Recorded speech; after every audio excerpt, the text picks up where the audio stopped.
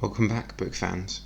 Today we're continuing with The Girl Who Speaks Bear, written by Sophie Anderson, illustrated by Katrin Hosnesta, and read with permission from Usborne Publishers. We're reading chapter 15 today, which is called Valentina. Well, Yaga don't have iron teeth, eat bears, or steal souls, Elena giggles. But some parts of the story are true. Yaga do help people remember things and celebrate their lives before they go through the gate and move on to the stars. That's what guiding the dead is. As for the bits about the bear Tsar, I haven't heard of him, so I've no idea if they're true. My mother might know though. The front door swings open and the Yaga woman steps out. All the guiding is done. She blows air from her lips dramatically. Those that were in the house anyway. She peers into the night, then looks down at me, hands on hips. I can't imagine any more souls will turn up now. Not with you here. This is my mother, Valentina. Elena glances up to her mother. This is Yanka. You know, Anatoly's Yanka. Valentina frowns. What are you doing in the forest all alone? Your Mamochka will be worried sick. My stomach twists at the mention of Mamochka. I grew bear legs, I mumble. I had to, Valentina looks down at my legs and her face bursts into a radiant smile. Bear legs? She exclaims. How wonderful! I shake my head, utterly confused. I'm not sure Yanka wants bear legs. Elena looks from me to her mother. Why not? Valentina tilts her head. They're wonderful. A gift from the forest. A reminder of all that's magical and mysterious in the world. How could you not want them? Because I'm human? My voice wavers, because I'm not even sure of that anymore. It's not your body that makes you human, it's your soul. Valentina picks one of the blankets off the floor and wraps it around my shoulders. Come on. Let's get you inside and warmed up, body and soul. Elena, help out the elk on the porch and cover him with blankets. He looks like he needs somewhere warm and dry to rest too. Yuri, I say to Elena as Valentina ushers me inside the door. The elk's name is Yuri. Inside, the rest of Anatoly's dogs, Bayan, Peter and Zoya, are sleeping in front of a roaring fire. The sight of them dissolves the last of my worries about the Yaga. Anatoly's dogs would only relax like this if they felt safe. And if they feel safe, I know I will be. The mantelpiece curves into a broad smile and the floorboards roll beneath me. I wobble on my feet. Even after everything that's happened, the idea of a living house is still bewildering. Valentina opens the door to a small bedroom. You can take your wet clothes off in here, and I'll dry them by the fire. Wrap yourself in blankets from the shelf. I'll make some tea. Valentina leaves me alone and I peel off my wet clothes. The fur on my legs is cold and damp, and the skin on my arm is sticky and wrinkled.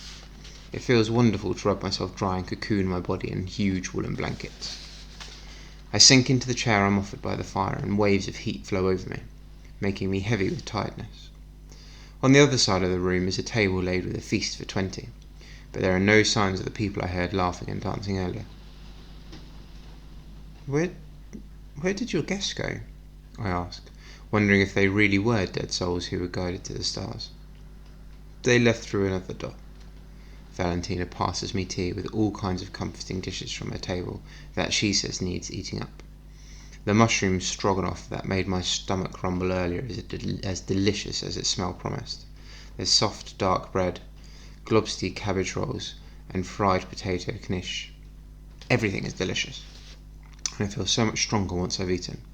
My muscles relax and a smile lifts the corners of my mouth. Elena manages to get Mousetrap eating salmon from her fingers, but when he notices me watching, he lifts his nose into the air and announces he's off to search for mice. He sniffs his way along a skirting board until a knot in the wood widens into a mouse-sized hole. Mousetrap peers at it suspiciously before venturing inside. Moments later, Mousetrap is darting in and out of holes that open and close as fast as he moves, growling with a mixture of frustration and excitement. Mossy sounds rise and fall around him, and tiny shoots reach up and poke his shoulder when he's not looking. Play fair.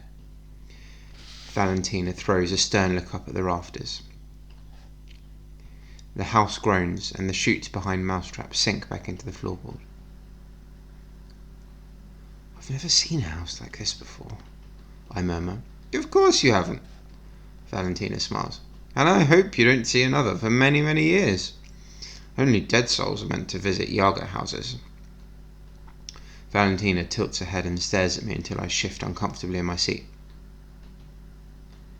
You look like your mother, she says finally. Mamochka? My brow furrows.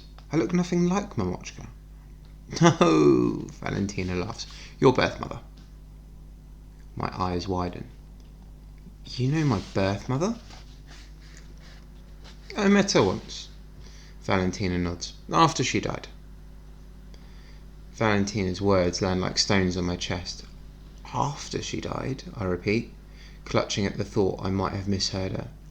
All my life I've wondered about my birth mother. Who she was, why she left me in the bear cave, and whether I'd get to meet her one day. I've known nothing about her, not even if she was alive or dead, but that meant that anything was possible. Now, the first thing I discover about her is that she's dead. The knowledge burns deep in my chest. Elena sits next to me and rests a hand on my arm. I guided Nastasia to the stars, Valentina nods. About 12 years ago. Nastasia? I reach for my arrowhead necklace. The Princess Nastasia, like in Anatoly's stories. Princess? Valentina chuckles and shakes her head. Anatoly can't tell a story without embellishing it in some way. Nastasia wasn't a princess, but she was your birth mother, and she was strong and brave and kind, like you, if what Anatoly tells me is true. How did she die? I whisper.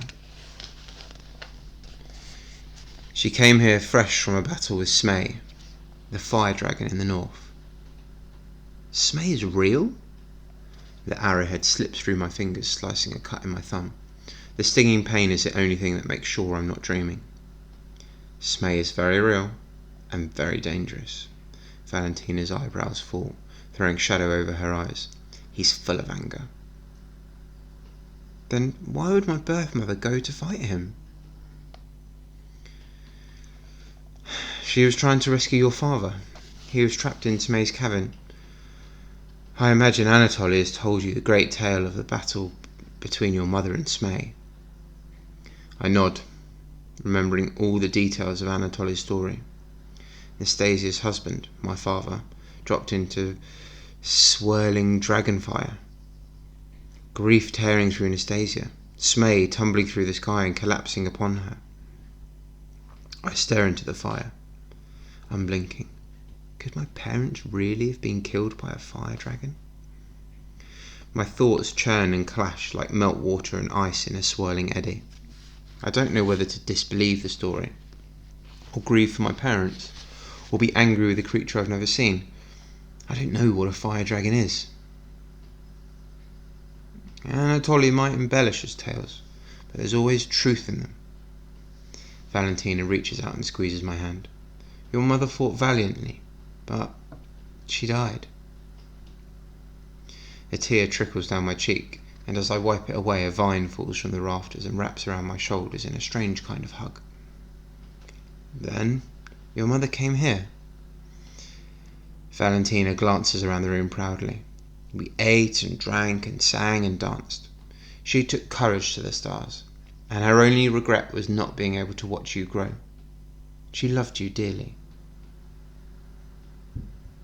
She loved me? Something hard and tight unknots in my chest. I turn to Valentina to see if her eyes are honest, but she's blurry through my tears. Your mother loved you as the stars light the sky.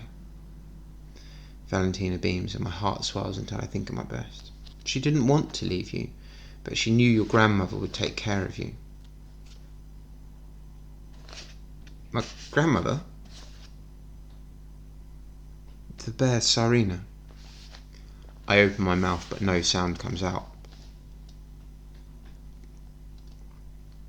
You alright? Valentina peers at me with concern. The bear Tsarina is my grandmother, I whisper. Well, of course she is, Valentina chuckles. Isn't that where you're going? To visit her and talk about your legs? I was on my way to the bear cave, I nod. But I didn't know the bear Tsarina is my grandmother. Stories of enchanted trees and curses and bears and fire dragons swell through my mind, and excitement buzzes inside me. I'm so close to discovering the truth of my past. The bear Tsarina is my grandmother, I say again, rolling the words around my mouth to see how they taste and feel. I wasn't abandoned in a bear cave. I was left with my grandmother. So the bear Tsar was your grandfather? Valentina nods. I guided him to the stars too. And their child, the one who was cursed to be a bear, but fought the curse and became human? Your father. Valentina nods again. Her words are like fireworks, throwing back the shadows in my mind. These legs are because of a family curse. You could think of them as a gift instead of a curse. Valentina smiles. I look down at my feet and frown, thinking about Mamochka's too wide smile and Sasha's look of horror. So, am I meant to be bear or human? Only you can answer that, Valentina chuckles. But, if you want to know more about being a bear, then visiting your grandmother is a good idea. The house lurches sideways, and Valentina nearly falls over. I grip the arms of the chair, but the whole thing skids across the floor. Anatoly's dogs wake and bark at the rafters. The fence bones clatter, and Yuri screams from outside on the porch. House, sit down! Valentina yells. Nobody said we're going anywhere yet. But the house surges up and up. Plates slide off the table and smash onto the floor. What's going on? I ask, but my voice is lost in the chaos. Come and see! Elena shouts. She beckons me to an open window. I sway across the tilting floor, kneel next to her and grip the windowsill. Outside, the forest flies past. A branch bangs into a wall and I jump. It's all right, look. Elena points down. The house is walking, that's all. The ground is far below, almost invisible in the darkness. The house's chicken feet pick their way between trees. Then its legs extend, lifting us higher. We rise above the snowy tree tops, and the moon appears fat and bright. My heart accelerates as the house picks up speed. The house jumps and my whole body lifts, weightless. Elena squeals in excitement, and I gasp in a mouthful of icy air.